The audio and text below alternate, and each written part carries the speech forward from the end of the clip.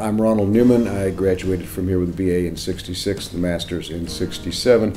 I became a three-time U.S. ambassador as a Foreign Service officer, and I'm now president of the American Academy of Diplomacy. I'd made up my mind in the 10th grade that I wanted to be a diplomat. But UCR was a great education. I had professors here that really were true intellects, and people like Arthur Turner in the political science department, Jack Olmsted in the history department, with whom I stayed in touch for years after I graduated. And when Lyndon Johnson made the war bigger, I thought I had to put my money where my mouth was. So I volunteered for the Army, the infantry, in Vietnam. I've tried not to volunteer since. But I had 3.5 months after graduation before I had to report. My father was ambassador in Afghanistan. This has only happened twice in our diplomatic history that a father and son have ended up being ambassadors to the same country. And so my wife and I went off and visited my parents in Afghanistan for 3.5 months before I came back and joined the U.S. Army.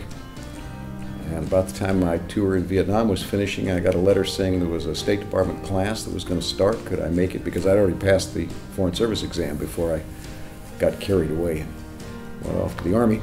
And then I went to Senegal as my first diplomatic assignment, first as a consular officer, then doing economic work.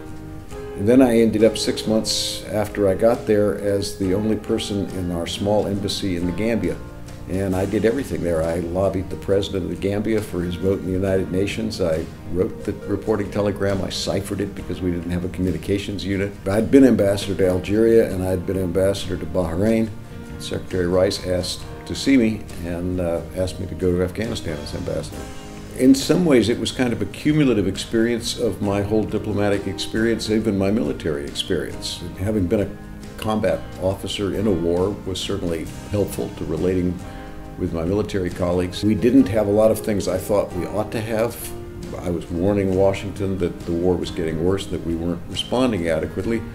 Still in all, compared to a normal embassy, I had very large resources and money and people, and so it was something that I could do a lot on my own that I didn't have to ask Washington for. And I got a great education here at UCR, not just in terms of things I learned, but in terms of learning and thinking and the kind of cliche that people talk about, learning to begin a lifetime learning experience.